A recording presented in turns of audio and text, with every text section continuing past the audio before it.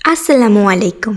অনেক তো খেলাম গাজরের পায়েস হালুয়া, আজকে না হয় তৈরি করলাম গাজরের রসমালাই। এটা খেতে অসম্ভব মজা। এটি তৈরি করতে প্রথমে আমি নিয়ে নেব 2টা গাজর, ভালো করে ধুয়ে পরিষ্কার করে এভাবে টুকরো করে কেটে নিয়েছি।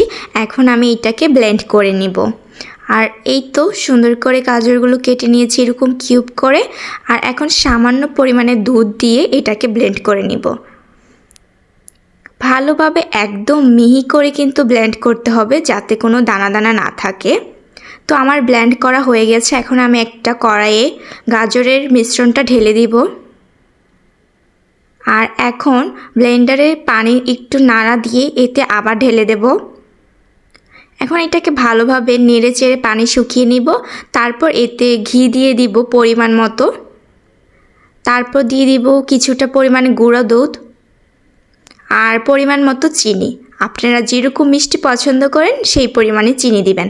তারপর এটাকে ভালোভাবে নেড়ে চেড়ে নিব। আর একটু লবণ আর একটু এলাচ দিয়ে দিব।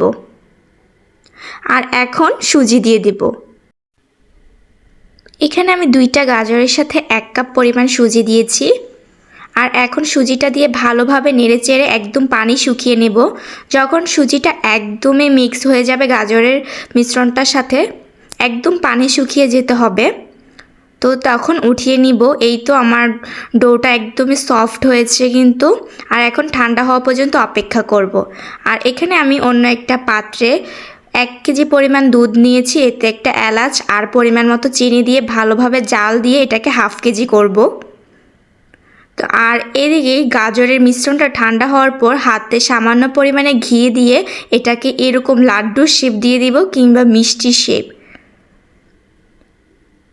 এই তো এভাবে কিন্তু সবগুলো মিষ্টি রেডি হয়ে গিয়েছে আমার। আর এখন এই গরম দুধটাতে এই মিষ্টিগুলো ঢেলে দেব। খুব সাবধানে ঢালবেন যাতে ভেঙে না যায় মিষ্টিগুলো। আর এখন 5 মিনিটের মতো রান্না করে নিব। আর এখন একটা বাটিতে ঢেলে নেব। তো তৈরি হয়ে গেল আমার গাজরের রসমালাই। এটা কিন্তু খেতে খুবই মজা, একদমই সফট হয়েছে খেতে, আর এটা অসম্ভব মজা।